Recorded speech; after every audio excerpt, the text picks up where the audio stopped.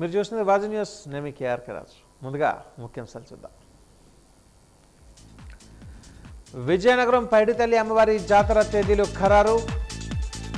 October 26వ తేదీన తొలేళ్ల ఉత్సవం, October 27వ తేదీన సిరిమాను ఉత్సవం. షెడ్యూల్ ప్రకటించిన ఆలయ సహాయ కమిషనర్ శిరీష.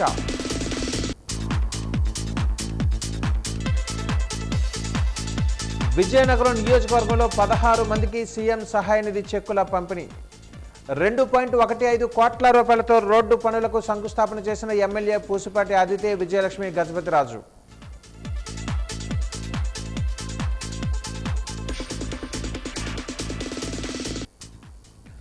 పూసుపాటి రేఖ విశేలాంధ్ర విలేకరి గోవింద్పై దాడి ఘటన. నిందితుడిపై హత్యాయత్నం కేసు నమోదు చేయాలని జర్నలిస్టులు, ప్రజా సంఘాలు, పలు పార్టీల demand.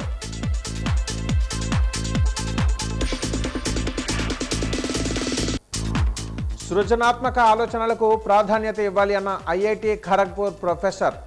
Emerging frontiers in biotechnology development ప్రోగ్రాంలో ప్రసంగించిన డాక్టర్ రామకృష్ణ షైన్.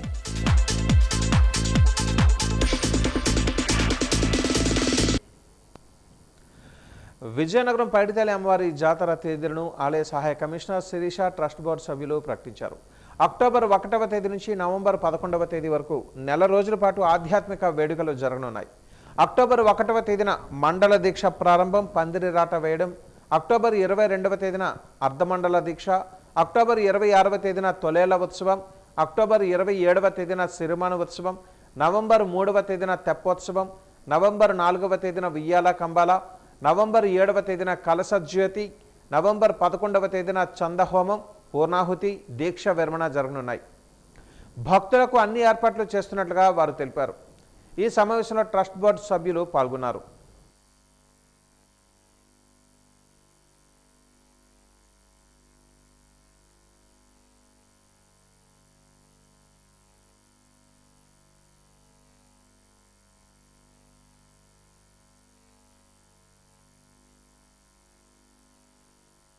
ఒకటి 10/2026 తారీఖున ఉదయం గణపతి పూజ, పుణ్యావచనం, ముందుగా అమ్మవారికి దీక్ష వేయడం, తర్వాత నేను దీక్ష వేయడం, తర్వాత భక్తులందరితోటి ఈ దీక్ష వేస్తున్న వాళ్ళకి వేయడం, తర్వాత రాట కార్యక్రమం కూడా జరుగుతుంది. ఆ రోజు ఉదయం 9:30 చదురుగుడి ధర రాట కార్యక్రమం కూడా జరుగుతుంది, పందిరి రాట కార్యక్రమం. తర్వాత 11 గంటలకి వనంగూడిలో ఈ రాట వేయడం కూడా జరుగుతుంది 1వ తారీఖున. అలాగే 22వ తారీఖున అర్ధమండల దీక్ష కూడా, ఈ దీక్షాదారులు కూడా ఎవరైతే సగంలో ఆడవారు కానీ ఎవరైనా సరే వారికి ఆటంకం లేకుండా 22వ తారీఖు కూడా 21 రోజు అర్ధమండల దీక్ష కూడా తీసుకోవడానికి 22వ తారీఖుని పడింది. అసలు ముఖ్యంగా 26/10/2026 తారీఖున తొలేళ్ల ఉత్సవం అనేది ప్రతి సంవత్సరం కూడా విజయదశమి వచ్చిన తర్వాత వచ్చే సోమవారం నాడే తొలేళ్ల ఉత్సవం అనేది సనాతన ధర్మంగా పూర్వం నుంచి కూడా జరుగుతుంది. ఆ తర్వాత వచ్చే మంగళవారం నాడు 27వ తారీఖున సిరిమానోత్సవం అనేది ఎక్కడా లేని విధంగా మన విజయనగరం పురవీధుల్లో అంగరంగ వైభవంగా జరుగుతుంది. అలాగే 3/11/2026 మంగళవారం నాడు తెప్పోత్సవం అనేది అమ్మవారు పెద్ద చెరువులో ఉద్భవించారు కాబట్టి అక్కడ అంశం మీద అమ్మవారిని తిప్పడం అనేది ఆనవాయితీగా జరుగుతుంది.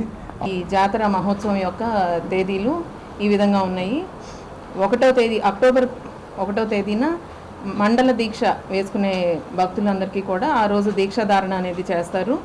ఆ మండల దీక్షాధారణ అనేది చదురుగుడి వద్ద ఉదయం 8 గంటలకు ప్రారంభమవుతుంది. అనంతరం అదే రోజు ఉదయం 9:30 చదురుగుడి వద్ద రాట మహోత్సవం ఉంటుంది. అనంతరం 11 గంటలకు వనంగుడి వద్ద రాట మహోత్సవం అనేది నిర్వహించబడుతుంది. తదుపరి ఈ అర్ధమండల దీక్ష వేసుకునే భక్తులు 22/10 అర్ధమండల దీక్ష అనేది ధారణ చేస్తారు. తదుపరి 26/10 అక్టోబర్ 26వ తేదీన తొలేళ్ల ఉత్సవం నిర్వహించబడుతుంది సోమవారం. 27 అక్టోబర్ మంగళవారం రోజు అమ్మవారి సిరిమాని మహోత్సవం అనేది నిర్వహించడం జరుగుతుంది. తదుపరి 3/11 తెప్పోత్సవం ఉంటుంది. తర్వాత 10/11/26 ఉయ్యాల కంబాల మహోత్సవం ఉంటుంది. 7వ తేదీన నవంబర్ 7వ తేదీన కలస జ్యోతి ఊరేగింపు అనేది ఉంటుంది శనివారం. ఈ కార్యక్రమాలన్నీ కూడా 10వ తేదీ వరకు నిర్వహించిన అనంతరం 11వ తేదీన నవంబర్ 11వ తేదీన దీక్షా విరమణ మరియు పూర్ణాహుతి కార్యక్రమం అక్కడ ఉంటుంది. చండీ హోమం నిర్వహించబడుతుంది. దీంతో అమ్మవారి మాలధారణ చేసిన భక్తులు దీక్షా విరమణ అనేది చేయటం జరుగుతుంది. పార్వతీపురం జిల్లాలో ఇసుక మాఫియా రెచ్చిపోతుంది. ఓవైపు ప్రభుత్వం ఇసుక ఫ్రీ అని చెబుతుంటే మరోవైపు అధికారులు పోలీసుల అండతో ఇసుక మాఫియా రెచ్చిపోతుంది. ఇంటి నిర్మాణం కోసం తన ట్రాక్టర్లోనే నేరుగా ఇసుక తీసుకొస్తున్న ఇసుక మాఫియా మాత్రం డబ్బులు వసూలు చేస్తూ దందాకు పాల్పడుతుంది. ఈ ఇసుక మాఫియాకు కొంతమంది మైనింగ్ అధికారులు పోలీసులు సహకరించడం పార్వతీపురంలో హాట్ టాపిక్గా మారింది.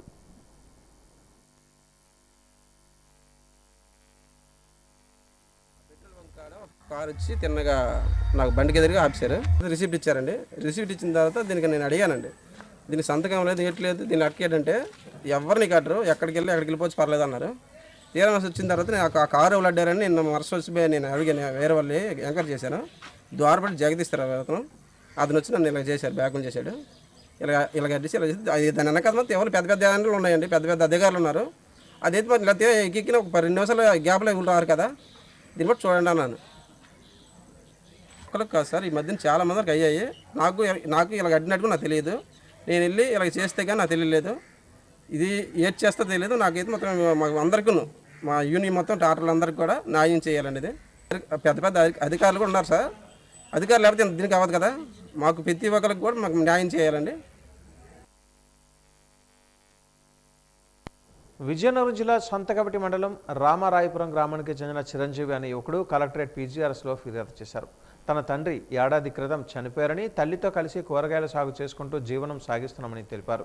గ్రామంలో బంగారం దొంగతనం జరిగిందంటూ కొందరు కుటుంబ సభ్యులు గత ఏడాది మే 25వ తేదీన సంతకబటి పోలీస్ స్టేషన్లో తప్పుడు ఫిర్యాదు చేశారని, దీనిపై మే 31వ తేదీన విచారణకు పిలిచిన పోలీసులు తమకు అనుకూలంగా వ్యవహరిస్తూ డబ్బు బంగారం సమకూర్చి ఇవ్వాలని బెదిరిస్తున్నారని ఆరోపించారు. తప్పుడు కేసులో ఇరికించి వేధిస్తున్నారని, వేధింపులు భరించలేక తన తల్లి ఆత్మహత్య చేసుకుందని తెలిపారు. తనకు రక్షణ కల్పించాలని, తన తల్లి ఆత్మహత్యకు గల కారకులను శిక్షించాలని డిమాండ్ చేశారు. న్యాయం చేయాలని కోరారు.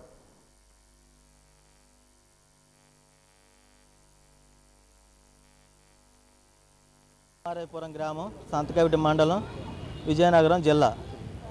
అయితే మా ఊరిలో పైడి మన్మధరావు అనే వ్యక్తి ఒక తప్పుడు కంప్లైంట్ బంగారం పోయిందని సంతకవిటి పోలీస్ స్టేషన్ పరిధిలో మాపై ఫిర్యాదు చేశారు.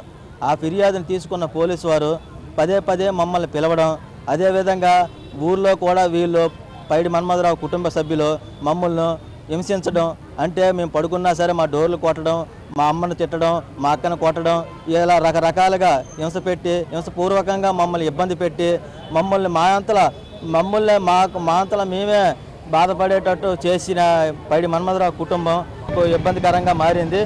అయితే ఈ కారణం వల్ల మేము ఆత్మహత్యకు పాల్పడడం జరిగింది. అయితే మా అమ్మగారు అందులో చనిపోవడం వల్ల నేను మాత్రమే ఇదవడం వల్ల మాకు ఏ న్యాయం కూడా ఎటువైపు నుంచి జరగడం లేదు. మాకు రైల్వేలో పెట్టినటువంటి కంప్లైంట్ ఇక్కడికి లోకల్ పరిధిలోకి సంతకవిటి వచ్చింది. అయితే ఈ కంప్లైంట్ను రీఎఫ్ఐఆర్ చేశారు, కానీ వాళ్ళపైన ఎటువంటి చర్య కూడా తీసుకోలేదు. సోమవారం కలెక్టరేట్ ఆడిటోరియంలో నిర్వహించిన ప్రజా సమస్యల పరిష్కార వేదిక మరియు రెవెన్యూ క్లినిక్ కార్యక్రమాలకు విశేష స్పందన లభించింది. జిల్లా నలుమూలల నుంచి ప్రజలు తరలివచ్చి తమ సమస్యలపై వినతి పత్రాలు, ఫిర్యాదులను అధికారులకు అందజేశారు. పీజీఆర్ఎస్ రెవెన్యూ క్లినిక్ వినతుల పరిష్కారంలో వేగవంతంగా పనిచేయాలని, పెండింగ్ వినతులను పరిష్కరించిన వెంటనే డిస్పోజ్ చేయాలని జిల్లా కలెక్టర్ రామసుందర్ రెడ్డి అధికారులను ఆదేశించారు. పీజీఆర్ఎస్ రెవెన్యూ క్లినిక్ వినతుల పరిష్కారంలో ఆలస్యం వహిస్తే సహించేది లేదని, వినతులపై సత్వర చర్యలు చేపట్టాలని, రెవెన్యూ సమస్యలు, భూ సర్వీసులు వెంటనే పరిష్కరించాలని జిల్లా కలెక్టర్ ఆదేశించారు.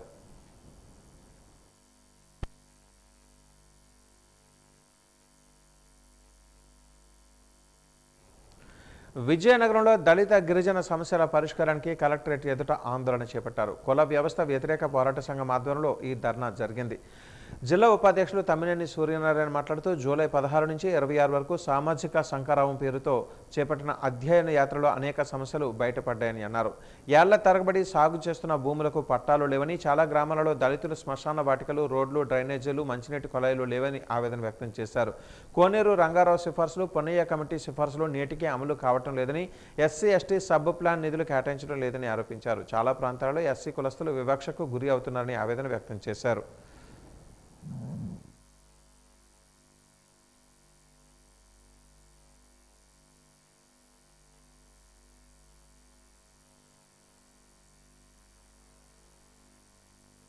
ఏదైతే సామాజిక న్యాయం అని ప్రభుత్వాలు చెప్తున్నాయో ఎక్కడ సామాజిక న్యాయం జరగడం లేదు.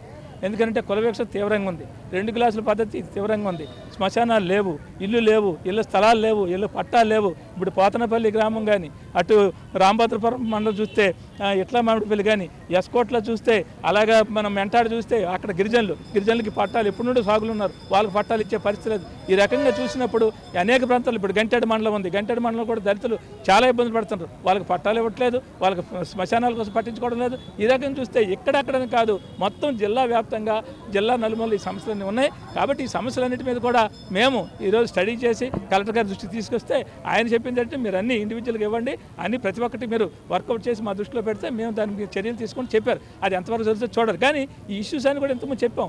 ఎట్లా మామిడిపల్లి, అక్కడ వంగర మండలం, తలగాము, ఇవన్నీ కూడా కలెక్టర్ గారి దృష్టిలో ఉన్నాయి. ఇప్పుడు ఇది తాలాడ, రాజం మండలం దళితులు కొట్టారు. ఫోటోలోకి వెళ్తే 2 క్లాసుల పద్ధతి అంటే ఇదేం అన్యాయమైన వాళ్ళు అడిగితే దళితుని కొట్టారు, వాళ్ళు బీసీలు కొట్టారు. కొట్టిన తర్వాత ఏం చేయాలి? డిఎస్పీ గారు వచ్చారు, కేసు పెట్టారు, ఎట్రాసిటీ అన్నారు. ఎట్రాసిటీ లేదు, ఏమైనా మొత్తం వాళ్ళందరినీ వదిలేసి మీరు కూడా తిరిగి కొట్టారు, ఇక్కడ ఎస్సీ బీసీ అని కాదు మీరు కొట్టారు కాబట్టి మీకు ఎమ్మెల్సీ రిపోర్ట్ ఉందని చెప్పేసి దళితుల్ని 14 రోజులు రిమాండ్కి పంపించారు. కొట్టిన బీసీలని, అవమానపరిచిన బీసీని వదిలేశారు.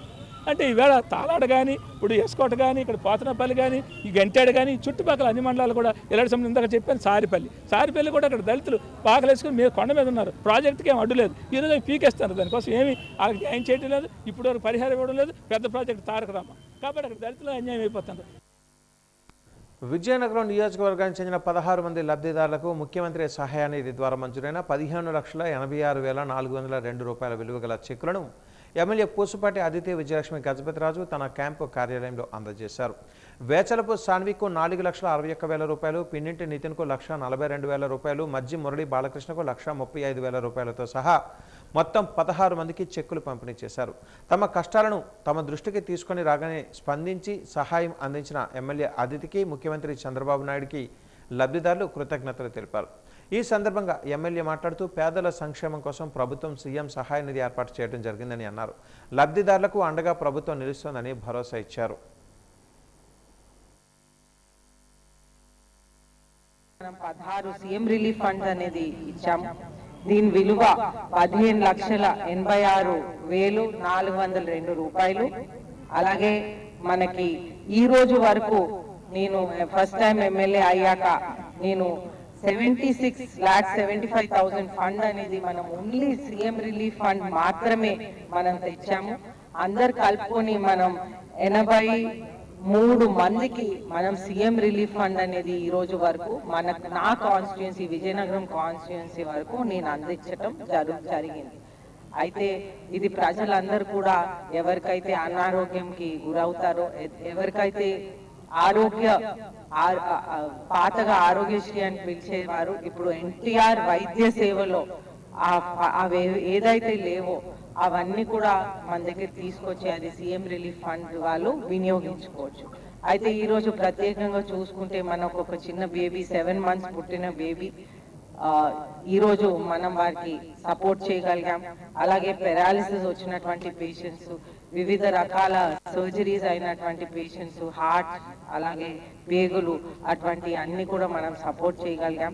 నా పనితీరు ప్రజలకి ఉపయోగపడే విధానంగా ఉందనేది ధన్యవాదాలు తెలుపుతూ సీఎం గారు ఈ రోజు ఈ ఫండ్ ఇచ్చినందుకు నా కాన్స్టిట్యున్సీకి ధన్యవాదాలు తెలుపుతూ సెలవు. లంక వీధిలోని మొదటి రామమందిరం వద్ద భగవాన్ శ్రీ శ్రీ శ్రీ వెంకయ్య స్వామి ఆరాధనోత్సవాలు వైభవంగా జరిగాయి. ఇందులో భాగంగా కోట వద్ద నుంచి స్వామివారిని పల్లకి సేవతో కూడిన ఊరేగింపు నిర్వహించారు. కోట వద్ద ఏర్పాటు చేసిన కోలాట ప్రదర్శన ప్రత్యేక ఆకర్షణగా నిలిచింది. ఈ సందర్భంగా ఉత్సవ నిర్వాహకులు తలాల శ్రీనివాసరావు మాట్లాడుతూ ఆగస్టు 23వ తేదీ ఆదివారం మధ్యాహ్నం 12 గంటల నుంచి లంక వీధిలోని మొదటి రామ మందిర వద్ద అన్నప్రసాద వితరణ కార్యక్రమం చేపట్టడం జరిగిందన్నారు. భక్తులందరూ ఈ ఆరాధనోత్సవాలకు విచ్చేసి స్వామివారిని దర్శించుకుని తీర్థప్రసాదాలు స్వీకరించారని అన్నారు. వెంకయ్య స్వామి ఆశీర్వచనాలు పొందిన వారికి సుఖ సంతోషాలు కలుగుతాయని అన్నారు. ప్రతి ఏటా ఈ ఉత్సవాలు అందరి సహకారంతో నిర్వహించుకోవడం జరుగుతుందన్నారు. ఆరాధనోత్సవాలు విజయవంతం చేసిన వారందరికీ కృతజ్ఞతలు తెలియజేశారు.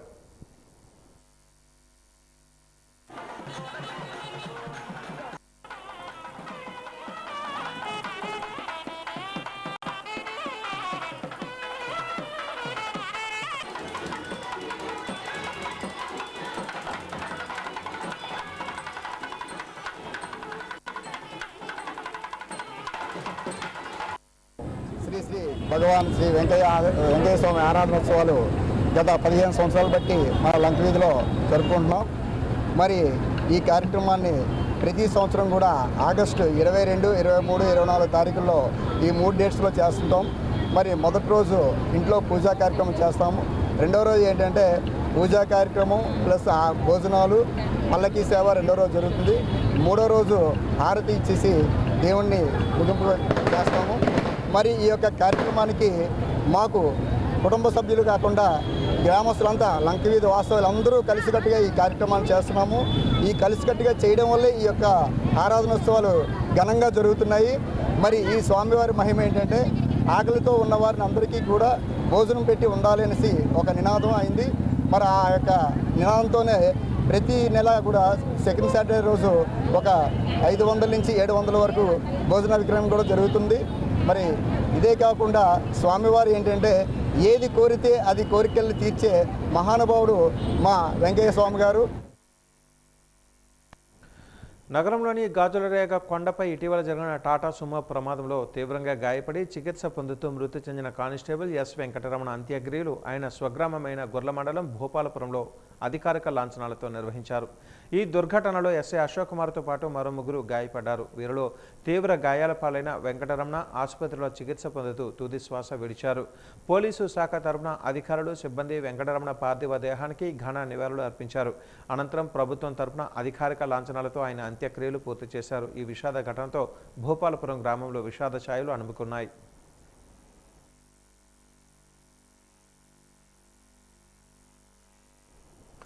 పూసుపాటి రేఖ విశాలాంధ్ర విలేకరి గోవింద్పై దాడి చేసిన వ్యక్తిపై హత్యాయత్నం కేసు నమోదు చేసి కఠిన చర్యలు తీసుకోవాలని కోరుతూ జర్నలిస్టులు ప్రజా సంఘాల ఆధ్వర్యంలో అంబేద్కర్ విగ్రహం వద్ద భారీ నిరసన తెలిపారు. కూటమి నేతలపై దాడి జరిగితే హోటాహోటిన హత్యాయత్నం కేసులు పెట్టి పోలీసులు జర్నలిస్టులపై దాడి జరిగితే మాత్రం నామమాత్రపు కేసులు పెట్టడం వెనుక రాజకీయ ఒత్తిళ్లు ఉన్నాయని ఆరోపించారు. ఎస్పీని కలిసేందుకు ప్రయత్నించినా 2 రోజులుగా దర్శనం దక్కకపోవడం బాధాకరమని అన్నారు. న్యాయం జరిగే వరకు పోరాటం ఆగదని నిందితులపై కఠిన చర్యలు తీసుకోవాలని హెచ్చరించారు.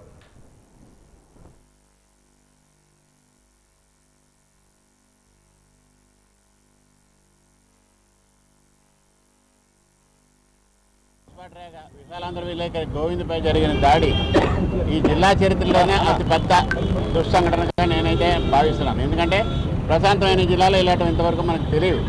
మామూలు జనాలనే కొట్టడం అనేది విజయనగరం జిల్లాలో పెద్దగా తెలియని సంస్కృతి ఇది. అలాంటిది ఒక విలేకరి అందులో నిజాలు రాశాడనే కేవలం నిజాలు రాశాడనే ఒక కక్షతో నిజంగా చెప్పాలంటే ఇది కొట్టడానికి రాలే. ఒక రకంగా చూడాలంటే ఆ విజువల్స్ అవి చూస్తుంటే చంపడానికే ఉద్దేశించి వచ్చినట్టుగా నాకైతే అనిపించింది. కనుక అంతటి తీవ్రమైన నేర స్వభావం వాళ్ళని ఇంతవరకు కూడా అరెస్ట్ చేయకపోవడం అనేది జిల్లా యంత్రాంగానికి డెఫినెట్గా it's a failure from the part of the state police administration. ఎందుకంటే వాళ్ళు దాక్కోవాల్సిన అవసరమే ఉంది.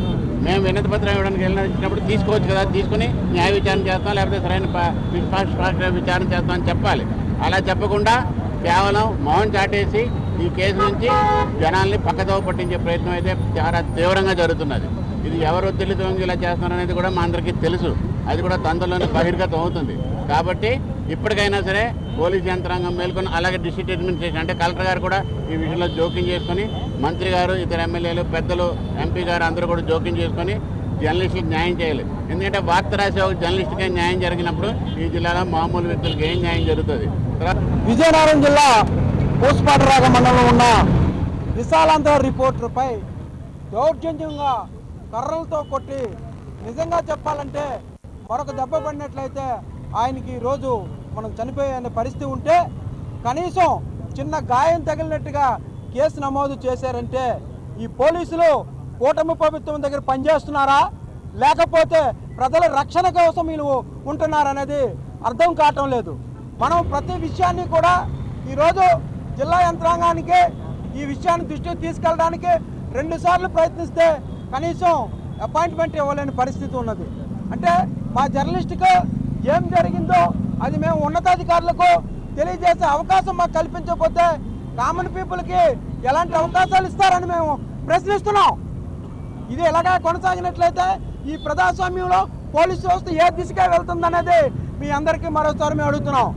ఏదేమైనప్పటికీ పోలీసు యంత్రాంగం చిన్న ప్రెస్ మీట్ పెట్టి ఈ జిల్లాలో కానీ ఇక్కడ ఏం జరిగినా గంజాయి విషయంలో కానీ అనేక విషయాల్లోనే ప్రజలకు అవేర్నెస్ చేయడంలో పోలీసులతో పాటు పత్రికా రంగం కూడా అవేర్నెస్ కల్పించి పోలీసు యంత్రాంగానికి మేము ఎప్పుడు సహకరిస్తున్నాం.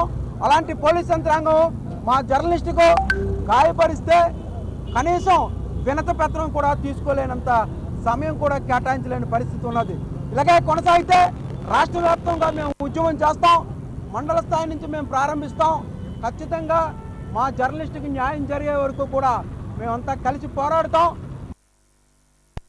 విజయనగరం మండలం జొన్నవలసలో 2,15,00,000 రూపాయలతో చేపట్టనున్న రహదారి అభివృద్ధి పనులకు ఎమ్మెల్యే పూసపాటి అదితి గజపతిరాజు శంకుస్థాపన చేశారు.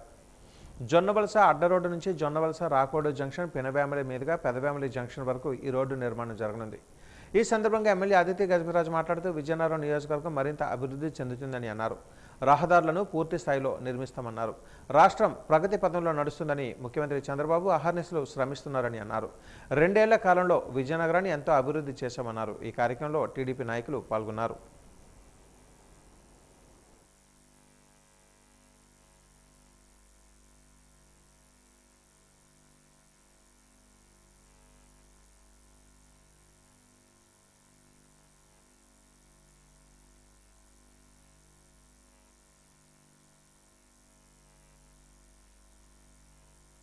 మనకు ఒక రోడ్ స్ట్రెంథనింగ్ అనేది మన మండలం పరిధిలో చేయటం జరుగుతూ ఉంది.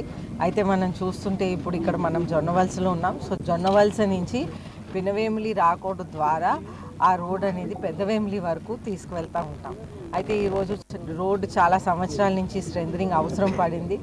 అయితే ఇప్పుడు మనం ముఖ్యమంత్రి వర్యులు నారా చంద్రబాబు నాయుడు గారి ఆధ్వర్యంలో, అలాగే మనకి పంచాయతీరాజ్ మినిస్టర్ పవన్ కళ్యాణ్ గారి ఆధ్వర్యంలో, ఆర్ఎన్బి మినిస్టర్ బీసీ జనార్దన్ గారి ఆధ్వర్యంలో ఈ రోడ్ అనేది మనం వేయటం జరుగుతూ ఉంది. సో అందరికీ నా ధన్యవాదాలు. ఎన్నో సంవత్సరాల తర్వాత ఈ రోడ్డు వచ్చింది. అయితే ప్రజలకి ఒక మంచి సౌకర్యం అనేది వచ్చిందని సంతోషపడుతూ నేను వాళ్ళ పని కోసం నేను ఉపయోగపడే విధానంగా వాళ్ళ కోసం పనిచేస్తున్నానని తెలియజేస్తూ ఈ రోడ్ అనేది 2,15,00,000 ఎస్టిమేట్తో ఉన్నది. అదేవిధంగా మనం చూస్తుంటే ఒక 8 కిలోమీటర్లు వస్తూ ఉంది. అయితే ఈ అద్భుతమైన అవకాశం మనం ప్రజలకు అందరికి ఇచ్చాం. ఇది ప్రత్యేకంగా ఒక ఆర్ఎన్బి రోడ్ అనేది ముఖ్యంగా తెలియజేస్తూ సెలవు తీసుకుంటాం. జిల్లా కేంద్ర గ్రంథాలయంలో పుస్తకాలను డిజిటలైజేషన్ చేసే ప్రక్రియ 6 నెలలు పూర్తయింది. ఉమ్మడి జిల్లాలో మొత్తం 41 గ్రంథాలయాలు ఉన్నాయి. ఏపీ గ్రంథాలయ యాప్ ద్వారా పాఠకులు క్యూఆర్ కోడ్ స్కాన్ చేసి యాప్ను డౌన్లోడ్ చేసుకోవచ్చు. జిల్లా, మండల, గ్రామీణ గ్రంథాలయాల వారీగా పుస్తకాల వివరాలు ఇందులో అందుబాటులో ఉంటాయి. ఏ గ్రంథాలయంలో ఏ పుస్తకం ఉందో సులభంగా తెలుసుకోవడంతో పాటు సభ్యత్వ వివరాలు, ఈవెంట్లు, వార్తల సమాచారం, ప్రభుత్వ ఉద్యోగ ఖాళీల ప్రకటనలు కూడా ఈ యాప్ ద్వారా పొందవచ్చునని ఉమ్మడి జిల్లా కార్యదర్శి గ్రంథాలయాలు లక్ష్మి తెలిపారు.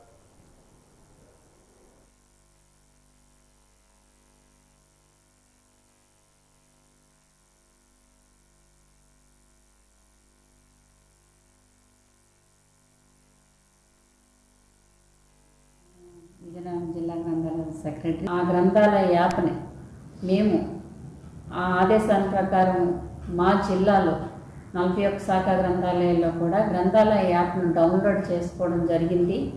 ఆ డౌన్లోడ్ చేసుకున్న యాప్ ద్వారా గ్రంథాలయంలో ఉన్నటువంటి పుస్తకాలని డిజిటలైజేషన్ చేసి ఆ పుస్తకం తాలూకా వివరాలన్నీ, ఆ రైటరు, పేజెస్,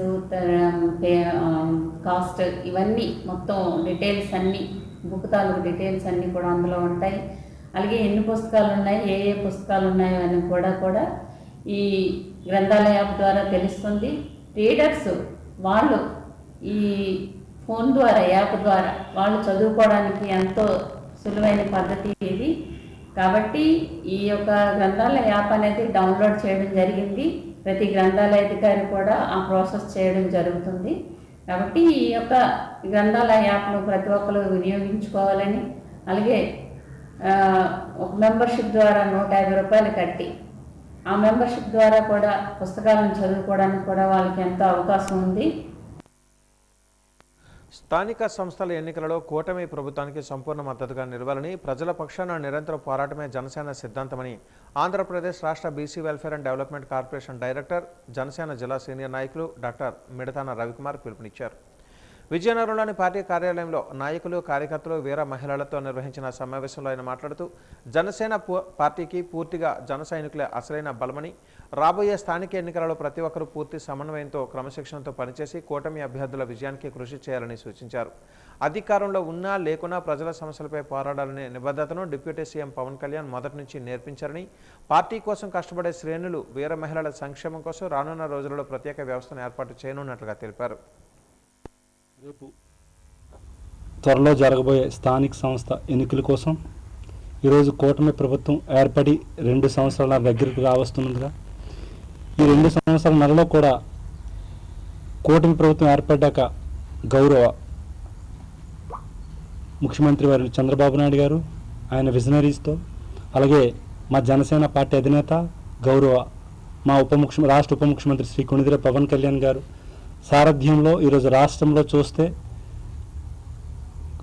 గత 10 సంవత్సరాల్లో రాష్ట్రంలో ఎక్కడ లేని విధంగా ఈ 2 సంవత్సరాల్లో సంక్షేమం కానీ అభివృద్ధి కానీ 2 కూడా సమానమైన వేగంతో ఈరోజు రాష్ట్రంలో ఈరోజు జరగడం జరుగుతుంది. గత 2 సంవత్సరాల నెల నుంచి కూడా మన కూటమి ప్రభుత్వం ఏర్పడ్డాక మనం ఆ రోజు ఎలక్షన్ ముందు ఏదైతే సూపర్ 6 అనేది ఇచ్చామో, సూపర్ 6 ఇచ్చే ప్రతి కార్యక్రమాన్ని కూడా ఈరోజు విజయవంతంగా ఈరోజు ప్రతి ఒక్క నియోజకవర్గంలో ఈరోజు మనం చూస్తుంటే కూటమి ప్రభుత్వం ఏర్పడ్డాక ఈరోజు ప్రజలందరూ చాలా సంతోషంగా ఉన్నారు. విజయనగరం అమ్మాయిని ఆశీర్వదించండి అంటూ హీరోయిన్ శ్వేతా లక్ష్మణ్ కోరారు. విద్యాల నగరమైన విజయనగరంలో పుట్టి పెరిగి చిత్రసీమలో తనదైన శైలిలో రాణిస్తున్న ప్రముఖ కొరియోగ్రాఫర్ లక్ష్మణ్ కుమార్ కుమార్తె శ్వేతా లక్ష్మణ్ హీరోయిన్గా నటించిన సహా చిత్ర మెగా ఈవెంట్ గురజాడ కళాభారతిలో జరిగింది.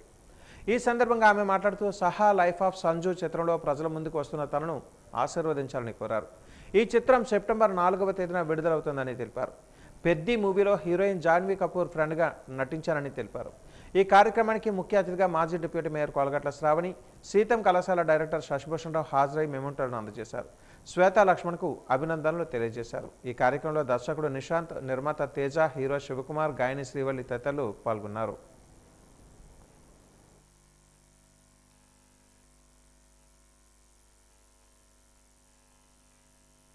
లవ్ స్టోరీ మీకు టైటిల్ లోనే మీకు అర్థమవుతుంది. సహా లైఫ్ ఆఫ్ సంజు అనేది తన చైల్డ్హుడ్ నుంచి తన మిడిల్ ఏజ్ వరకు ఒక జర్నీ ఉంటుంది.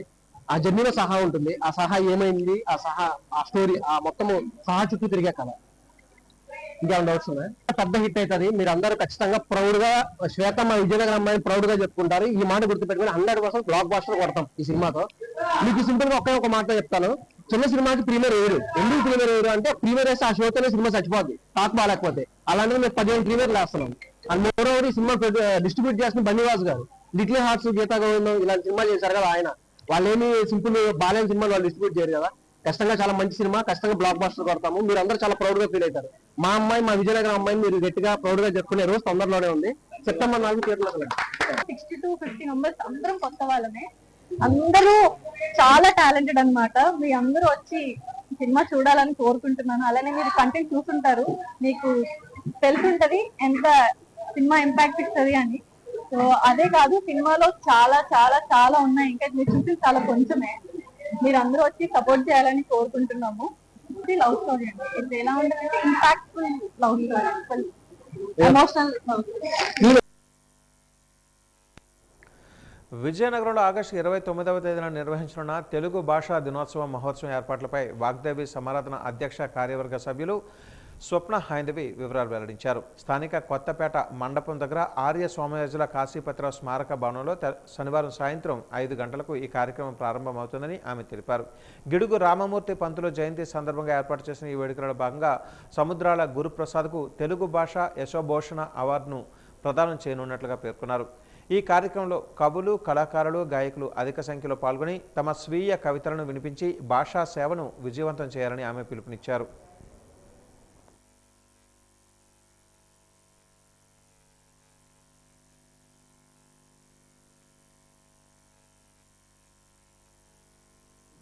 గిడుగు రామమూర్తి పంతులు గారి జయంతిని, తెలుగు భాషా దినోత్సవాన్ని ప్రపంచవ్యాప్తంగా నిర్వహిస్తున్నారు. అందులో భాగంగానే 29/8/26 నాడు అంటే శనివారం నాడు కొత్తపేట కాశీపతి స్మారక భవనంలో తెలుగు భాషలో ఎంతో అభివృద్ధి చేస్తూ ఎందరికో సహాయం చేస్తున్నటువంటి సముద్రాల గురుప్రసాద్ గారిని ఈ సంవత్సరం వారిని సత్కరించి తెలుగు భాష యశోభూషణ అనే బిరుదుని ప్రదానం చేయడానికి పెద్దలందరూ నిర్ణయించారు. ఈ కార్యక్రమం 29/8/2006 సాయంత్రం 5 గంటలకి సభ మండపంలో జరుగుతుంది. ఈ కార్యక్రమానికి ఈరోజు ఈ కరదీపికను ఆవిష్కరించడానికి గౌరవనీయులు విశ్రాంత అసిస్టెంట్ కమిషనర్ గారైన శ్రీ భాను రాజా గారు విచ్చేసి కరదీపికను ఆవిష్కరించారు. దేశ భాషలందు తెలుగు లెస్స అని అన్నట్లుగా మరి మన మాతృభాషను మన విద్యార్థులకు అందజేయాలి అని అంటే వాగ్దేవి సమారాధనం ముఖ్యంగా విద్యార్థులకు ప్రతి సంవత్సరము కూడా శతక పద్యాలను, నీతి కథలను, భాష పట్ల మక్కువను కల్పించే అనేకమైన కార్యక్రమాలను ఏర్పాటు చేసి విద్యార్థులను ప్రోత్సహిస్తూ ఉంది. కాబట్టి తెలుగు భాషా దినోత్సవాన్ని బుక్కావారి వీధిలో కాశీపతి వారి భవన్లో సాయంత్రం 29 సాయంత్రం 5 గంటలకు ఏర్పాటు చేయడం జరిగింది. కాబట్టి సముద్రాల గురుప్రసాద్ గారి సత్కారానికి కవులు, భాషాభిమానులు, ఆత్మీయులు, బంధువులు అందరూ విచ్చేసి వారు భాషకు చేస్తున్న సేవకు గను మనందరము వారిని మనఃపూర్వకంగా అభినందించే ఆ వేడుకకు ప్రతి ఒక్కరూ రావలసినదిగా వాగ్దేవి సమారాధనం తరపున పేరు పేరున ఆహ్వానాన్ని పలుకుతున్నాం.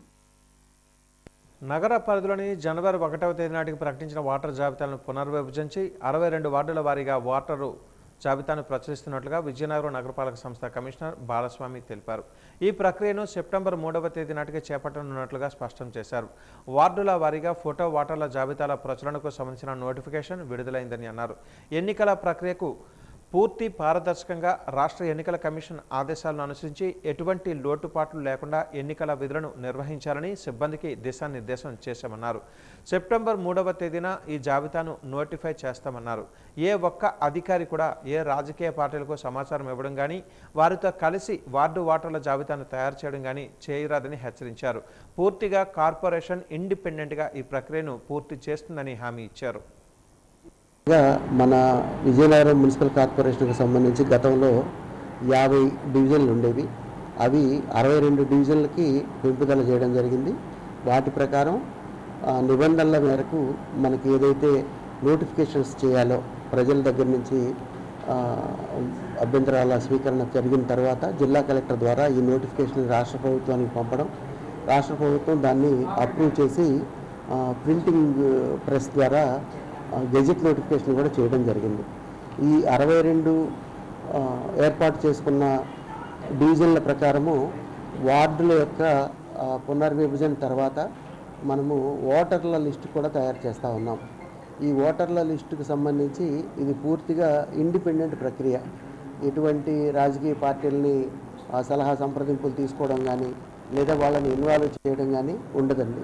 ఎస్ఐఆర్ ప్రక్రియలో ఎలా అయితే మనం బూత్ లెవెల్ ఏజెంట్స్ని ఇన్వాల్వ్ చేసి ఎస్ఐఆర్ ప్రక్రియను ముందుకు తీసుకెళ్తున్నామో అన్లైక్ దట్ అంటే అలా కాకుండా ఏదైతే ఎలక్షన్ కమిషన్ నిర్దేశించిన తేదీ ఉందో అంటే 1/1/2026 తేదీని మార్కింగ్ డేట్ కింద ఇచ్చారు. అంటే 2026 జనవరి 1వ తారీఖు నాటికి ఉన్న ఓటర్ లిస్ట్ ఏదైతే ఉందో అది ప్రక్షాళించబడని ఓటర్ లిస్ట్ అయి ఉండొచ్చు కూడా, దానిలో డెత్లు ఉండొచ్చు లేదా షిఫ్ట్ చేసిన వాళ్ళు కూడా ఉండొచ్చు. అయినా సరే ఆ లిస్టుని మాత్రం బేస్ చేసుకొని మనము ఎలక్షన్ కమిషన్ ఇచ్చిన ఆదేశాల మేరకు 62 డివిజన్లలో కూడా ఓటర్ల ఎంతమంది ఓటర్లు ఏ వార్డుకు సంబంధించిన వాళ్ళు అనే ప్రక్రియ ఆన్లైన్లో జరుగుతుంది. ఈసారి తొలిసారి ఓటర్లని సెగ్రిగేట్ చేసే పద్ధతి కూడా, అంటే మనకి సుమారుగా 2,23,050 ఓట్లు ఉన్నాయి అర్బన్ ప్రాంతంలో 1/1/2026 నాటికి.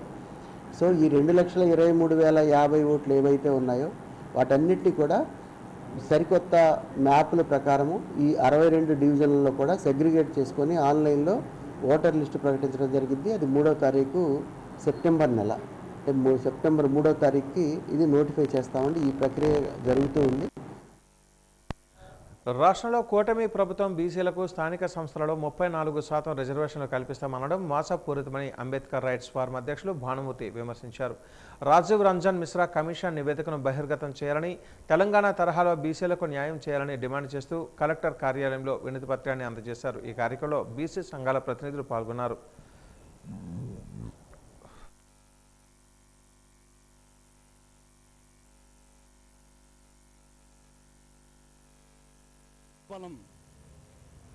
వార్డు ఆర్టిస్ట్ కాంప్లెక్స్ అతి సమీపంలో ఉన్న శ్మశాన వాటికను శుభ్రపరచడానికి మన మున్సిపల్ కమిషనర్ గారిని సంప్రదించడం జరిగింది.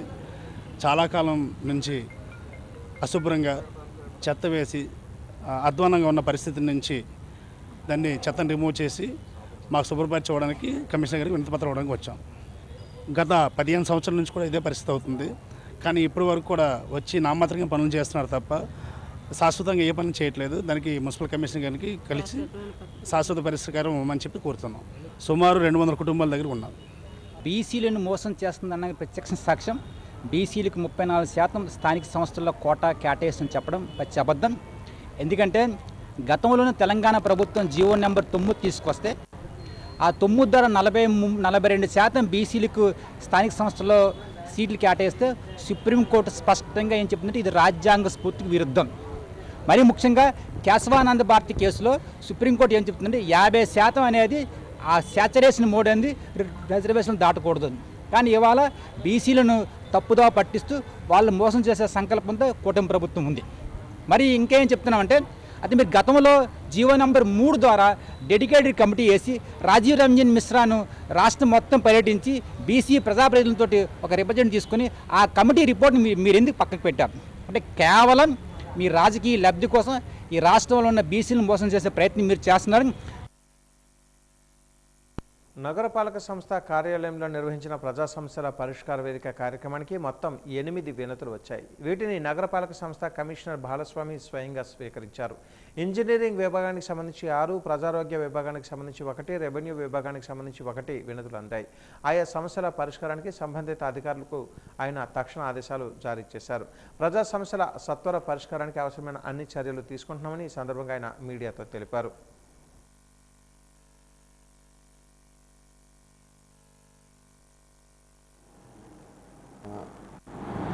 ప్రభుత్వం ఏర్పాటు చేసిన పీజీఆర్ఎస్ సెల్కి సంబంధించి ప్రతి సోమవారం జరిగే సమావేశంలో 6 అప్లికేషన్స్ని ఇప్పటి వరకు రిసీవ్ చేసుకోవడం జరిగిందండి. వీటిలో 1 శానిటేషన్కి సంబంధించి, 1 రెవెన్యూకి సంబంధించి, 4 ఇంజనీరింగ్కి సంబంధించిన అప్లికేషన్స్ రావడం జరిగినాయి. వీటిలో ప్రధానంగా రెవెన్యూ మ్యాటర్లో ముఖ్యంగా మనకి ఐడిఎస్ఎంటీ షాపింగ్ కాంప్లెక్స్లు ఉన్నాయి. వీటిల్లో అద్దె పెంపుదలకు సంబంధించి రివైజ్డ్ గైడ్ లైన్స్ ఇవ్వడం జరిగింది జీవో నెంబర్ 92 ప్రకారం. దానికి సంబంధించి ఇంప్లిమెంటేషన్లో ముందుకెళ్లాలన్నట్టుగా ఒక అప్లికేషన్ రావడం జరిగిందండి. దీన్ని పరిశీలిస్తాము. అంతేవిధంగా రెవెన్యూ డిపార్ట్మెంట్, అంటే పురపాలక శాఖలో ఉన్న రెవెన్యూ డిపార్ట్మెంట్కి ఈ ఎవరైతే అద్దెలకు తీసుకున్న షాప్ ఓనర్స్ ఉంటారో వారికి కూడా ఒక సంయుక్త సమావేశం ఏర్పాటు చేసి దాన్ని ఇంప్లిమెంటేషన్లో తీసుకెళ్లేగా చర్యలు తీసుకుంటామండి. ఆంధ్ర విశ్వవిద్యాలయం బయోటెక్నాలజీ విభాగం ఆధ్వర్యంలో ఎమర్జింగ్ ఫ్రాంటియర్స్ ఇన్ బయోటెక్నాలజీపై ఫ్యాకల్టీ డెవలప్మెంట్ ప్రోగ్రాం ప్రారంభమైంది. IIT Kharagpur professor doctor Ramakrishna Sen మాట్లాడుతూ AI, information technology, synthetic biology, bio manufacturing, బయోటెక్నాలజీలలో విప్లవాత్మకమైన మార్పులకు దోహదపడుతున్నాయని తెలిపారు. ఏఐను అర్థవంతంగా, బాధ్యతాయుతంగా వినియోగించాలని అన్నారు. ఏయువిసి ఆచార్య జిపి రాజశేఖర్ నిపుణులతో పరస్పర చర్చల ద్వారా జ్ఞానాన్ని పెంపొందించుకోవాలని సూచించారు. సృజనాత్మకత, విమర్శనాత్మకత ఆలోచన, నైతిక విలువలకు ప్రాధాన్యం ఇవ్వాలని వక్తలు పేర్కొన్నారు. Trends emerging frontiers in biotechnology. Special theme ఏంటంటే AI, fermentation technology, bio manufacturing అన్న థీమ్లో కెపాసిటీ బిల్డింగ్ ప్రోగ్రామ్, ఇది ఫ్యాకల్టీ డెవలప్మెంట్ ప్రోగ్రామ్ ఆంధ్రప్రదేశ్లో ఆర్గనైజ్ చేయడం జరుగుతుంది బయోటెక్నాలజీ డిపార్ట్మెంట్ ఆధ్వర్యంలో under college of science and technology. So with revolutions ఈ రోజుల్లో మనం అన్ని చోట్ల ఏఐ టెక్నాలజీస్ వాడకం విరివిగా వింటున్నాం ఈ మధ్యకాలంలో. So AI techniques bio engineering, bio మ్యానుఫ్యాక్చరింగ్లో పూర్వకాలం నుంచి ఉన్నా కూడా సో ఈ మధ్య బాగా యాక్సలరేషన్తో ముఖ్యంగా ఈ బయో మ్యానుఫ్యాక్చరింగ్ ఇండస్ట్రీస్లో వాటిలో టెక్నాలజీ వాడడం, ఐఓటీ డివైసెస్ సెన్సింగ్కి కానీ, డిజిటల్ ట్విన్ టెక్నాలజీస్ కానీ, ఎందుకంటే మ్యానుఫ్యాక్చరింగ్లో ర్యాపిడ్గా ప్రొడ్యూస్ చేయాలి స్పీడ్తో, అలాగే యాక్యురసీ ఉండాలి. సో మల్టీ పారామీటర్స్ ఉంటాయి కాబట్టి వీటికి ఏఐ టెక్నాలజీస్ వాడి త్వరితగతిన డెసిషన్ మేకింగ్తో తోడ్పడే విధంగా ఇప్పుడు టెక్నాలజీస్ ఉన్నాయి. So wherein AI has also found applications in the new biotechnology era. As sir said, digital twins which are coming in a very big way to mimic the processes and have the processes in the computer which are being run in the plant or in pilot plants or in labs. So that is how it is coming in a very big way for process modeling, process simulation, process optimization, integration, scale up and so on. Government of India is also coming up with big grant opportunities, calls like BioE3, and then other calls are there. So this particular workshop, this particular 5-day program will help all of us to grow intellectually, and hopefully will leverage this opportunity for the betterment of our own learning and for the betterment of the society. SC ST sub plan నిధులను మురికివాడల దళితవాడ అభివృద్ధికి వినియోగించాలని demand చేస్తూ Ambedkar India mission సభ్యులు Prakash collectorate వద్ద నిరసన చేపట్టారు. ఈ మేరకు స్పందన కార్యక్రమంలో జిల్లా కలెక్టర్కు వినతి పత్రాన్ని అందించినట్లుగా తెలిపారు. మురికివాడల అభివృద్ధితోనే దేశాభివృద్ధి సాధ్యమవుతుందని పేర్కొన్నారు.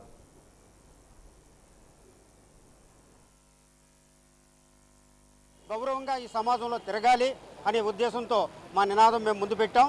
అదేవిధంగా ఏదైతే ఆంధ్రప్రదేశ్లో గురుకులాలు ఉన్నాయో ఆ గురుకులాలు 3 గురుకులాలకు ఇచ్చిన జీవోని వెంటనే రద్దు చేయాలి. ఎందుకంటే ఆ గురుకులాల్లో ఏదో కోచింగ్ సెంటర్లు పెడతామని అక్కడ నాణ్యమైన విద్యను దూరం చేసి ఆ కోచింగ్ సెంటర్లకి మా పిల్లలకి ఎటువంటి అర్హత లేకుండా చేయాలనే ఉద్దేశంతో ఆ జీవోలు ఇచ్చారని మేము అనుకుంటున్నాం. కాబట్టి ఏదైతే జీవో ఇచ్చారో ఆ జీవోని వెంటనే ఉపసంహరించుకుంటారని అంబేద్కర్ ఇండియా మిషన్ తరఫున మేము డిమాండ్ చేస్తున్నాం. రాష్ట్ర ప్రభుత్వం 3,20,000 కోట్ల రూపాయలు బడ్జెట్ ప్రవేశపెట్టింది ఈ సంవత్సరం. ఈ 3,20,000 కోట్ల రూపాయల్లో మాకు ఎస్సీ ఎస్టీలకి రావాల్సింది 50,000 కోట్ల రూపాయలు రావాలి. కానీ వాళ్ళు ప్రకటించింది ఏంటంటే 25,000 కోట్ల రూపాయలు మీకు ఇస్తామని చెప్పారు. కానీ నిజానికి రిలీజ్ చేసింది ఎంతంటే 8,000 కోట్ల రూపాయలు రిలీజ్ చేశారు. ఈ చంద్రబాబు నాయుడు గారి ఒక కార్పొరేషన్ని 3 కార్పొరేషన్లు చేశారు. మాల కార్పొరేషన్ అన్నారు, మాది కార్పొరేషన్ అన్నారు, రెల్లి కార్పొరేషన్ అన్నారు. ఎవరికి రూపాయి ఇవ్వలేదు గత 2 సంవత్సరాల నుంచి. సో నా బడ్జెట్ అంతా ఏమవుతుంది? చట్ట ప్రకారంగా మాకు ఇవ్వాల్సిన దాని గురించి మేము మాట్లాడుతున్నాం. సప్లాన్ చట్టం అనేది దాన్ని చేసే 100 రోజుల పాటు హైదరాబాద్లో ధర్నాలు చేసి దళిత హక్కుల పోరాట సమితి ఆధ్వర్యంలో సాధించినట్టు ఒక చట్టం అది. ఆ చట్టాన్ని అమలు చేయమని మేము అడుగుతుంటే, మా డబ్బులు మాకు ఇవ్వండి అని అడుగుతుంటే, మాకు డబ్బులు మాకు ఇవ్వకుండా దీన్ని ఇంకో దానికి మళ్లించి 25,000 కోట్ల రూపాయలనే ఇవ్వాల్సింది 8,000 కోట్ల రూపాయలు ఇచ్చామని చెప్తున్నారు. అది ఏమేందో మాకు తెలియదు. ఈ వాటికి కూడా ₹1 ఎస్సీ కార్పొరేషన్లకి విడుదల చేయలేదు. సబ్సిడీ బకాయిలు 970 కోట్ల రూపాయల సబ్సిడీ బకాయిలు కూడా గవర్నమెంట్ రిలీజ్ చేయట్లేదు. కాబట్టి మేము రాష్ట్ర వ్యాప్తంగా అన్ని జిల్లా కలెక్టర్ల ఆధ్వర్యంలో కూడా డిహెచ్పిఎస్ ఆధ్వర్యంలో ఈ కార్యక్రమం జరుగుతూ ఉంది. అన్ని సంఘాలను కలుపుకొని, ఇందులో రెల్లి సంఘం ఉంది, మాది సంఘం ఉంది, మాల సంఘం ఉంది, అన్ని సంఘాలు కూడా ఇందులో ఉన్నాయి. ఈవేళ పార్టిసిపేట్ రాష్ట్ర వ్యాప్తంగా విద్యాశాఖలో పనిచేస్తున్న మధ్యాహ్న భోజన కార్మికులకు గత 2 నెలలుగా బకాయిలు పడ్డ జీతాలను తక్షణమే చెల్లించాలని ఏఐటీయూసీ మధ్యాహ్న భోజన కార్మిక సంఘం అధ్యక్షురాలు ప్రమీల డిమాండ్ చేశారు. ఈ మేరకు జిల్లా కలెక్టరేట్లో స్పందన కార్యక్రమంలో తమ వినతిని అందజేసినట్లుగా పేర్కొన్నారు.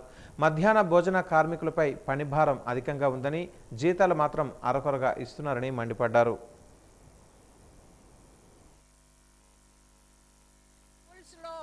రాష్ట్ర వ్యాప్తంగా కూడా వేలాది మంది కార్మికులు పనిచేస్తున్నారు. వాళ్ళ ఆయాలు, మిడ్ డే మీల్ వర్కర్లు, వాచ్మెన్లుగా తమ సేవలను అందిస్తూ ఉన్నారు. విపరీతమైనటువంటి పని భారంతో వాళ్ళు కుంగిపోతూ ఉన్నారు.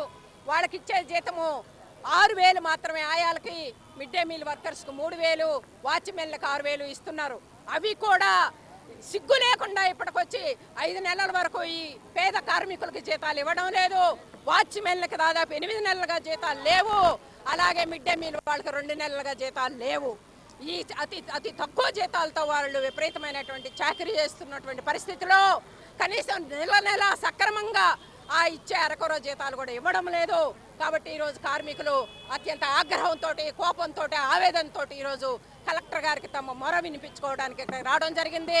డిఈఓలు కానివ్వండి, ఎంఈఓలు కానివ్వండి, పై అధికారులతో చర్చించి జీతాలు ఎందుకు పెండింగ్ పడ్డాయి అని చెప్పి కనుక్కొని వాళ్ళకి జీతాలు పడే విధంగా ఎవరు చేయడం లేదు. పూర్తిగా కూడా నిర్లక్ష్య వైఖరి అవలంబిస్తూ ఉన్నారు. కేవలం పని చేయించుకోవడమే వాళ్ళ ధ్యేయంగా ఉంది తప్ప ఈ కార్మికుల యొక్క సంక్షేమం ఎవరికీ పట్టలేదు. రోజుకి 200, 100 తోటి రోజంతా కూడా చాకరీ చేయించుకుంటున్నటువంటి పరిస్థితి. ఈ పరిస్థితికి వ్యతిరేకంగా వారికి పని భారాన్ని తగ్గించాలని, జీతాలను పీజీఆర్ఎస్లో ప్రజల నుంచి అందిన వినతులను సత్వరంగా సంతృప్తికరంగా పరిష్కరించాలని జిల్లా కలెక్టర్ అభిషేక్ కిషోర్ అధికారులను ఆదేశించారు. సోమవారం 305 వినతులు నమోదయ్యాయి. వీటిలో రెవెన్యూకి 25, జీవీఎంసీకి 73, పోలీసుకు 17, ఇతర శాఖలకు 190 ఉన్నాయి. వినతుల పరిష్కారంలో జాప్యం లేకుండా పర్యవేక్షించాలని, పునరావృత సమస్యలకు శాశ్వత పరిష్కారం చూపించాలని సూచించారు. పరిష్కార చర్యలను పోర్టల్లో నమోదు చేయాలని, పెండింగ్ వినతులపై ప్రత్యేక దృష్టి సాధించాలని ఆదేశించారు.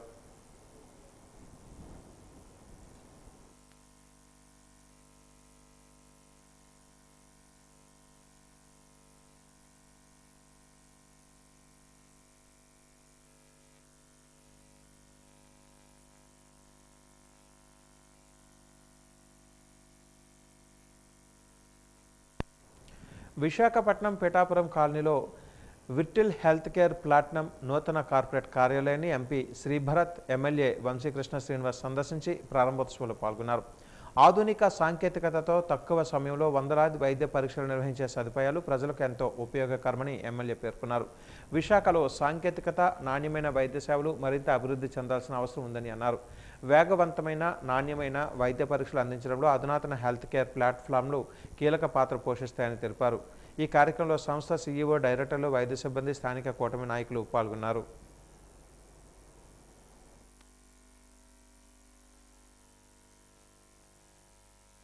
కరెంట్గా టైర్ 2, టైర్ 3 సిటీలో చూస్తే మీరు 600 మిలియన్ పాపులేషన్ డయాగ్నోస్టిక్స్ దొరక్క బాగా బాధపడుతున్నారు. అలాంటి చోట మా ఎక్విప్మెంట్ చాలా హెవీగా ఉపయోగపడుతుంది.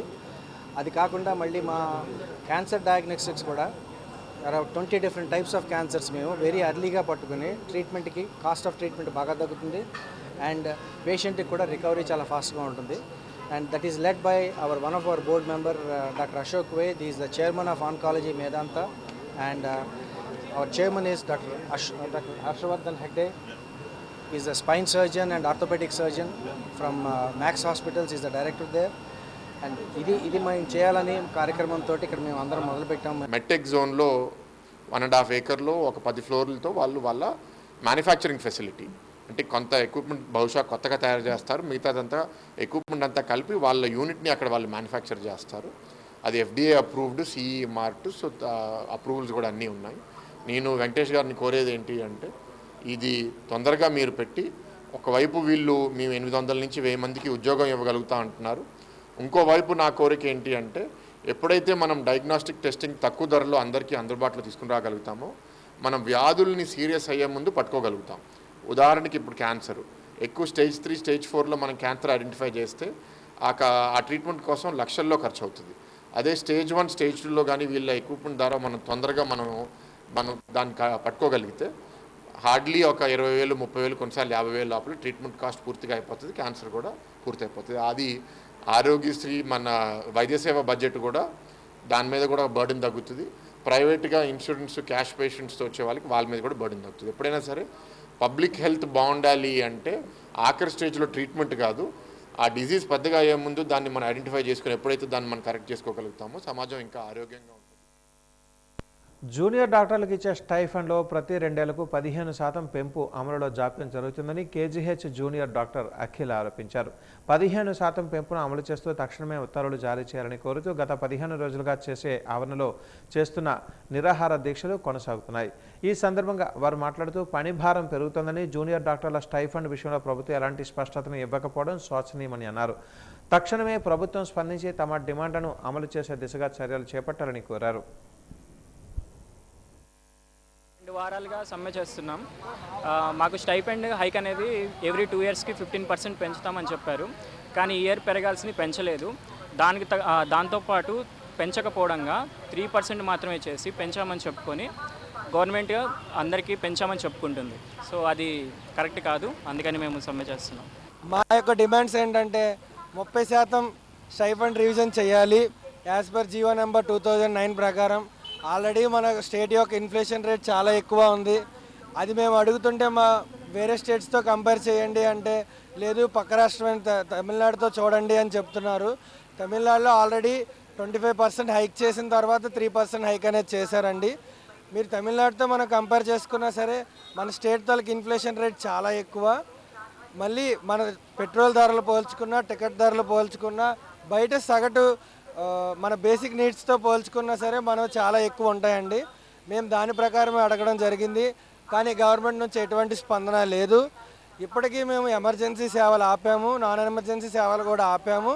అయినా సరే పేషెంట్కి ఎటువంటి ఇబ్బంది లేకుండా మేము పేషెంట్ కోసం అని చెప్పి పేషెంట్కి మేము 102 బ్లడ్ డొనేషన్స్ కూడా చేయడం జరిగింది ఒక రోజులోనే. దీన్ని బట్టి కూడా మేము పేషెంట్కి ఎటువంటి ఇబ్బంది కలగకూడదనే చేస్తున్నాం ఈ పోరాటం కూడా. మా పోరాటంలో ఎక్కడా పేషెంట్కి ఇబ్బంది జరగాలి, పేషెంట్ ఇబ్బంది పడాలి అని ఎప్పుడూ లేదండి.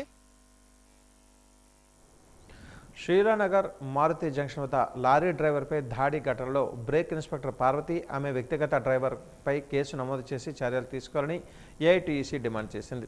AP auto and motor transport workers union రాష్ట్ర ప్రధాన కార్యదర్శి పడాల గోవింద్ మాట్లాడుతూ లారీ డ్రైవర్పై దాడిని తీవ్రంగా ఖండించారు. ఘటనపై సమగ్ర దర్యాప్తు చేసి బాధ్యులపై చర్యలు తీసుకోవాలని, ఇటువంటి ఘటనలు పునరావృతం కాకుండా రవాణా శాఖ అధికారులు చర్యలు చేపట్టాలని కోరారు.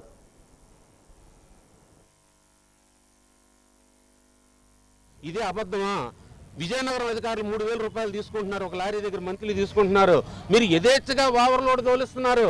మీరు వాళ్ళపైన కనీసం ఈ కేసులు రాశారా? మీకు దమ్ము ధైర్యం ఉంటే మీడియా ముందుకు వచ్చి మాకులాగా మీరు కూడా చెప్పండి. మీరు నెలకి ఎన్ని కేసులు రాస్తున్నారో, ఏ ఓవర్లోడ్ ఎన్ని బోళ్ళు పట్టుకున్నారో చెప్పండి. మీరు దానికోసం అని చెప్పేసి కొన్ని ఓవర్లోడ్ లేదు చేసేటప్పుడు మీరు 5,000 డిమాండ్ చేశాడు. డ్రైవర్ పన్ను ఆధారం అడిగాడు, మీ ఐడెంటిటీ చూపించమన్నాడు. ఆయన ఏం తప్పుగా మాట్లాడలేదు కదా. దానికోసం సంబంధం లేనటువంటి మీరు ప్రైవేటు గోండాలని చెకింగ్లకు తీసుకుని వెళ్ళి యథేచ్ఛగా రోడ్ల మీద గుండాగిరి చేసి మీరు డబ్బులు వసూలు చేసుకుని, వ్యవసాయ రంగం తర్వాత అతిపెద్ద రంగం రవాణా రంగం. ఈ రవాణా రంగంలోనూ కోట్లాది మంది వాళ్ళ ప్రత్యక్షంగానే పరోక్షంగానే ఆధారపడి జీవించేటటువంటి వ్యవస్థ. డ్రైవర్ చాలా కీలకం. ఇవాళ లారీ యజమానికి డ్రైవర్ కూడా అంతే ముఖ్యం. ఎందుకంటే ఇవాళ డ్రైవర్ కొరతలతో మేము చాలా కొట్టుమిట్టాడుతున్నాం. ఇవాళ డ్రైవర్లు లేరు వాహనాలకి. ఇతర రాష్ట్రాల నుంచి వచ్చి బెంగాల్, బీహార్, ఛత్తీస్గఢ్ ఆ రాష్ట్రాల నుంచి వచ్చేటటువంటి డ్రైవర్లను పెట్టుకుని మేము ఇక్కడ పెడుతున్నాం. ఏ డ్రైవర్ ఎప్పుడు ఏ డబ్బులు పట్టుకు పారిపోతాడో తెలియనటువంటి పరిస్థితి. ఇవాళ ఆంధ్రప్రదేశ్లో మన ఆంధ్రాకి సంబంధించిన డ్రైవర్లు ఎవరు రావట్లా, డ్యూటీలకు ఎవరు రావట్లా. కారణం ఏంటి? ఒక డ్రైవర్ని కనీసం ఒక మనిషిగా చూసేటటువంటి సంస్కృతి ఇవాళ కూడా లేదు. మీరు ఎక్కడున్నారు? ఆకులు కట్టుకుని ఎద్దుల బండి తిరిగేటటువంటి పరిస్థితిలో ఉన్నారా, లేకపోతే ఈ ఆధునిక యుగంలో ఉన్నారా? చంద్రమండలానికి అది పంపించాం, ఇది పంపించాం గొప్పగా చెప్పుకునేటువంటి మనం ఒక డ్రైవర్ని కనీసం ఒక మనిషిగా చూడలేనటువంటి సంస్కృతి మీద అధికారులా. మీరు చదువుకున్నారు, ఉద్యోగాలు చేస్తున్నారు, లక్షలాది జీతాలు తీసుకుంటున్నారు. ఒక డ్రైవర్తో ఏ విధంగా కనీసం వ్యవహరించాలనే తీరు మీకు తెలియకపోవడం అనేది చాలా బాధాకరమైన విషయం. ఈ పార్వతి గారు ఎవరైతే ఉన్నారో ఈవిడ చాలా వివాదాస్పదమైనటువంటి వ్యక్తి. గతంలో సుప్రీంకోర్టు ఉత్తర్వులను బేఖాతరు చేస్తూ విశాఖ జీవీఎంసీ అధికారులు ఎప్పటికప్పుడు చిరు వ్యాపారులపై చేస్తున్న దాడులను ఖండిస్తున్నామని సంఘ నాయకులు రెహమాన్ తెలిపారు.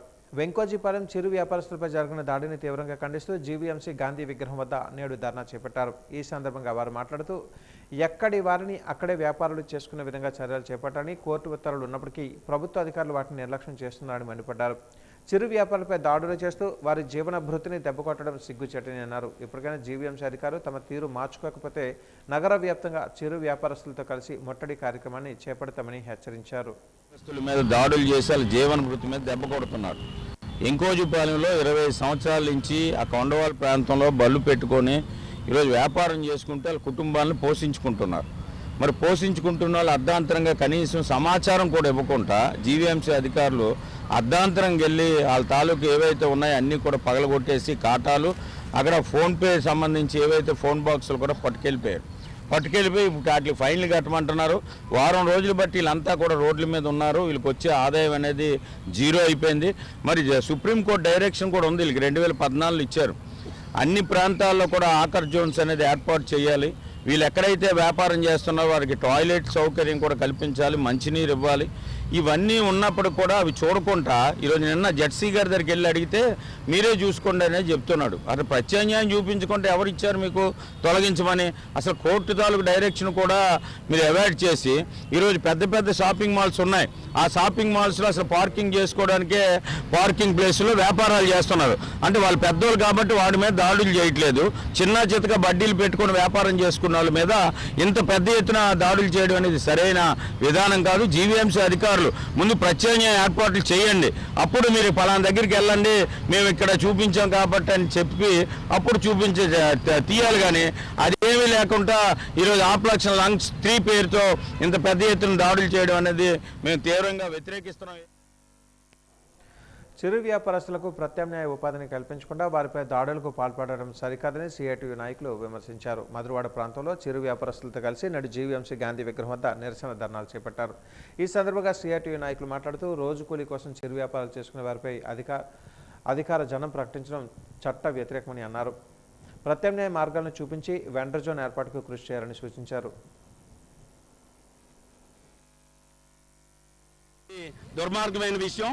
వీళ్ళు వెంటనే వెండింగ్ జోన్స్ ఏర్పాటు చేయాలి అని చెప్పి సిఐటిగా మేము విజ్ఞప్తి చేస్తూ ఉన్నాము. ఎక్కడ వాళ్ళు అక్కడ వ్యాపారం చేసుకోవాలి అని చెప్పి 137, 151 జీవో ప్రకారంగా ఉండాలి అని చెప్పి జీవోలో కూడా ఉంది.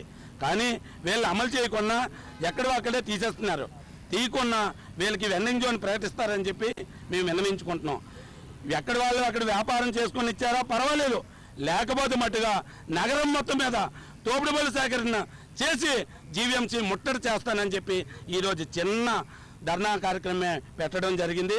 ఈరోజు మధురవాడ ప్రాంతంలో చిరు వ్యాపారస్తులుగా 500, 1000 అమ్ముకొని జీవనం సాగిస్తున్నటువంటి చిరు వ్యాపారస్తుల మీద ఈ కూటమి ప్రభుత్వం వచ్చిన తర్వాత విపరీతమైన దాడులు, లంచ్ 1, లంచ్ 2, లంచ్ 3, లంచ్ 4 అని విపరీతమైన దాడులు చేసి ఆస్తి నష్టం జరిపిస్తున్నారు.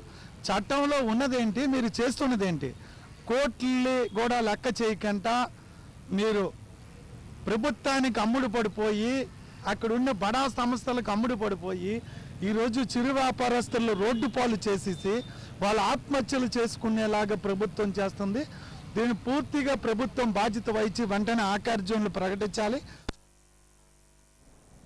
International minority chamber of commerce and industries తన గ్లోబల్ ప్లాట్ఫామ్ను ప్రారంభించిందని national chairman vice doctor Khaja తదితరులు ప్రకటించారు. విశాఖలో జరిగిన ప్రారంభోత్సవ కార్యక్రమంలో వ్యాపారవేత్తలు, పరిశ్రమల ప్రతినిధులు, ప్రొఫెషనల్స్, వివిధ రంగాల నాయకులు ఒకే వేదిక వైపు తీసుకొచ్చి దేశీయ, అంతర్జాతీయ వ్యాపార సంబంధాలను బలోపేతం చేయడమే తమ లక్ష్యమని తెలిపారు. ఈ సందర్భంగా వారు మాట్లాడుతూ భవిష్యత్తులో మరిన్ని బిజినెస్ సమ్మిట్లు, అంతర్జాతీయ సమావేశాలు, ఇంటర్ కంట్రీ బిజినెస్ మీట్లు నిర్వహించి దేశాల మధ్య సంబంధాలను బలోపేతం చేయడంతో పాటు కొత్త వ్యాపార అవకాశాలను సృష్టించేందుకు కృషి చేస్తామని తెలిపారు. ఎన్నో కార్యక్రమాలు చేసేవాళ్ళం ముందు మేము లోకల్గా. తర్వాత మాకు డాక్టర్ ఖాజా రహమతుల్లా, నేను, కొంతమంది పెద్దలు, హుస్సేన్ భాయ్ గారు అందరూ కలిసి ఒక నిర్ణయానికి వచ్చి పిల్లల భవిష్యత్తుకి మార్చాలంటే మనం ఒక ఛాంబర్ని తయారు చేయాలి అని చెప్పేసి ఒక ఉద్దేశంతో ఈ Indian minority chamber of commerce and industries అనేది పెట్టడం చేశామన్నమాట. దీనికి ముఖ్య ఉద్దేశం ఏంటంటే పిల్లలకి మ్యాక్సిమం మా టీంలో చాలామంది యూత్ ఆల్రెడీ చాలా పెద్ద పొజిషన్స్లో ఉన్నారు.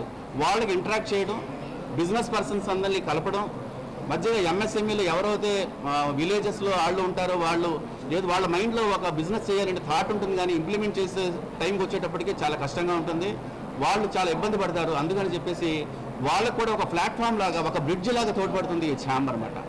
ఈ ఛాంబర్ ముఖ్య ఉద్దేశం మనం ట్రేడ్ బాగా చేయించడం, ఇండియాకి, నేషన్కి మన ద్వారా నేషన్ కూడా డెవలప్ చేయడం అనేది మా ముఖ్య ఉద్దేశంతో చేస్తున్నాం. Integral institute of advance management అండి శుంకర్ ఆల్బర్ట్ దాస్ గారు దీన్ని ఇనిషియేట్ చేశారు. 87లో కేకే దాస్ గారు ఫౌండర్ డైరెక్టర్ కింద ఉన్నారు.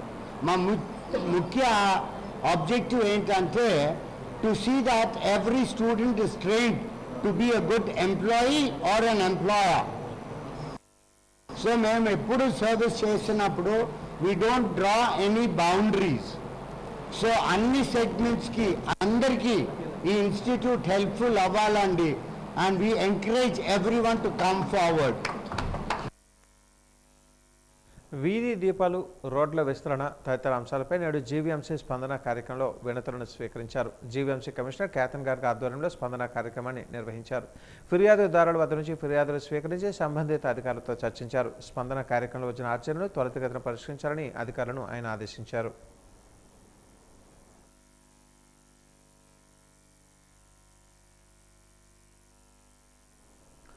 విశాఖపట్నంలోని శ్రీనివాస కళ్యాణ మండపంలో south central south Coast railway employees cooperative credit society వార్షిక సర్వసభ్య సమావేశం ఘనంగా జరిగింది. సొసైటీ అధ్యక్షుడు డాక్టర్ చిలుకు స్వామి అధ్యక్షతన జరిగిన ఈ సమావేశంలో వైస్ ప్రెసిడెంట్ ఆర్ రామ్మోహన్, డైరెక్టర్లు, డెలిగేట్లు, ఆహ్వానితులు పాల్గొన్నారు. ముఖ్య అతిథులు doctor C Shankarrao, G N Srinivas తదితరులు హాజరయ్యారు. సొసైటీ అభివృద్ధి, ఉద్యోగుల ఆర్థిక ప్రయోజనాలు, సభ్యుల సంక్షేమంపై చర్చించారు. సొసైటీని మరింత బలోపేతం చేయాలని పిలుపునిచ్చారు.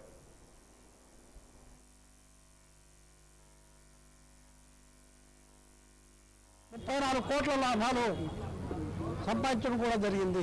అనేక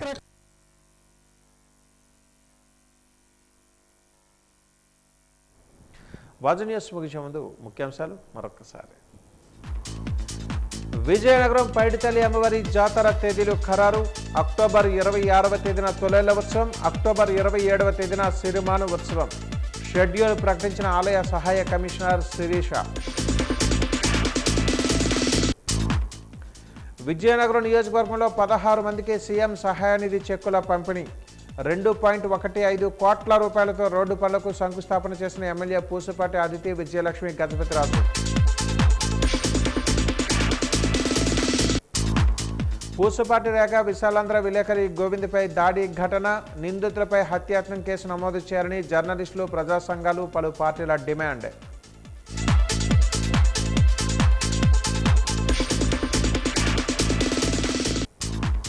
సృజనాత్మక ఆలోచనలకు ప్రాధాన్యం ఇవ్వాలి అన్న IIT Kharagpur professor. Emerging frontiers in biotechnology development ప్రోగ్రాంలో ప్రసంగించిన డాక్టర్ రామకృష్ణ షైన్.